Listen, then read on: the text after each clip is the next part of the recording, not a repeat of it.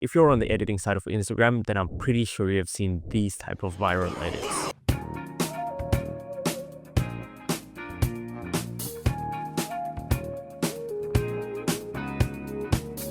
And in this tutorial, I'll be breaking down exactly how I created one of them myself, like completely from scratch, the color grading, the sequencing, and the editing. And to do this, we'll be using the new version of my VFX Kit plugin. But enough talking, let's get right into the video. Here I am. Okay, so I'm right here in After Effects, and as you can see, my timeline is basically a mess. So to start it off, I basically just took this random clip where he's messing around without any color grading, without any effects, exported it, put it on my phone, opened Snapchat, and just put the text. It's kind of a hook, it's kind of a visual hook just to grab the attention of my viewers, and then when I have their attention, that's when I show off the effects and the plugin. So it starts off like this. And then of course I put the plugin on top of it just to show that I use the plugin. So the plugin comes in and then I drag on an effect and then the edit itself starts. So first thing I do is I start off with the color grade. I use one of my own LUTs that basically take your footage from Rec 709 into something like this. And yeah, this is what it looked like before and after. Of course you can tweak it more to your liking. I tweaked it and made it a little bit more yellow because I wanted a more warm look. And by the way, all of my LUTs will also be linked in the description. I have a separate pack for all of those. But of course, there are free LUTs you can grab online if you don't feel like paying for them, because there are a bunch of free LUTs everywhere. And then to start it off, I started with a shake on top of it. And the shake that I used was a subtle vertical shake from my VFX Kit plugin. I'll have the sample version of the VFX Kit linked in the description.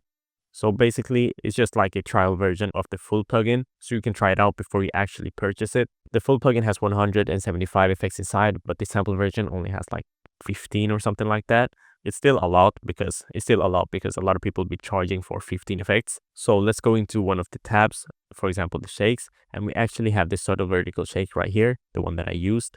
And to apply it, all you simply got to do is look at the preview, click on the preview, and then an adjustment layer will be brought into your timeline. And as you can see, the adjustment layer is named after the effect, subtle vertical shake, and it's imported and it's automatically imported at your playhead. So wherever you have this blue thing is where the adjustment layer will drop. So I don't really need to apply it because I already had a subtle vertical shake. And I forgot to mention the VFX Kit comes with two different versions, a Sapphire one and a default one. The Sapphire one obviously requires the Sapphire plugin, but the default one doesn't require any paid plugins at all. And both of them has the same amount of effects. The next thing I did was I rotoscoped out my subject using the Rotobrush tool, as you can see right here. And then I added an effect to the background. And the effect that I went for was the warp splash from the VFX Kit.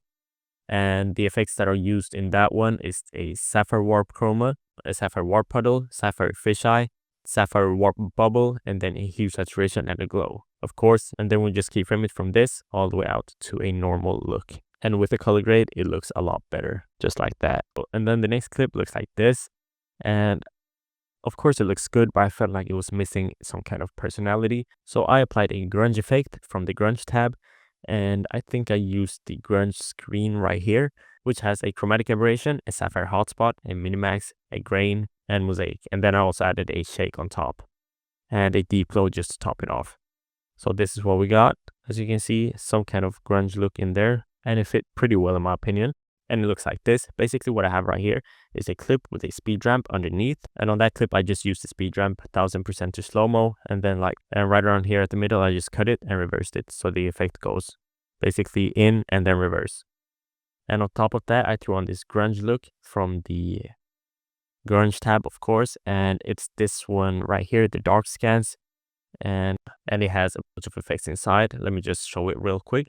It comes with a vignette, noise, radial blur, curves, CC threshold, RGB, and then an effect, a vibrance, glow, and then another glow and a noise. A lot of effects, but it looks insanely good. And then we top it off on top. And then on top of that, we have a transition between this scene and the next one, where we use the quick bounce part 1 and the quick bounce part 2. Just a simple flash transition. I'm pretty sure you've seen it a lot before, and it looks like this. Pretty simple transition. I'm pretty sure you can create it yourself as well. And then for this clip right here, I just did another speed ramp. As you can see, it goes fast at the start right there. If we hide the adjustment layers, it goes pretty fast at the start, and then it slows down when he basically zooms out. And then for the next clip over here, I have my subject masked out, and he comes in just like that by using the scale keyframes. I have a full tutorial on this effect called like 3 crazy mask transitions to use or something like that. So if you want a full breakdown of this effect, go ahead and check it out. But basically I just zoomed him out and made him come in, as well as the background. It comes in just like this, and then when he comes in, one of the wiggle shakes hits just like that. And on the background, as you can see, I used all of these effects: a turbulent displace, hue saturation, flow motion, optics compensation, distort chroma, and the chromatic aberration from universe, and a sapphire glow. And those effects are in the LSD distortion preset in the VFX kit. And the shake that hits right when he comes in like that is the wiggle clean from the shakes tab, this one. So let's play it through and show you what it looks like. Insanely sick. Huge fan of that one. And then a transition comes in right here, as you can see, and it's the whoa transition from the transitions tab. Let me just search it up. We have way too many transitions now. This one right here is a pretty sick one. I'm a huge fan of that one. And the rest of this video is pretty simple actually. I didn't do anything too crazy. For this next scene right here is a shake, and I think it's a trippy optics shake, as you can see right here. And it's just a sapphire distort chroma with optics compensation, a transform for the zoom, and then a sapphire shake. And then for the final scene right there, we have this flash transition, this one right here. And it just includes a time warp for the slow-mo right here. And then we mix that time warp with a minimax exposure for the flash, and then curves to drag down the brightness right there. And then an invert effect here at the peak right there. You can see the invert effect, and a tint for the black and white look, and then another curve, as well as a transform effect and another minimax, as you can see here at the end. That one is also pretty simple, and by doing all of that, this is what we got. It didn't take me too long to create, as you might have thought by just looking at it at first glance. And of course, I have to thank the VFX kit for that. But thank you so much for watching. Hope you enjoyed. Hope you learned a lot. Feel free to try out the free version of the VFX kit. And if you like it and want to use the full version with 175 effects, I'll have a discount code for you linked in the description. But thank you so much for watching, and I'll see you in the next one.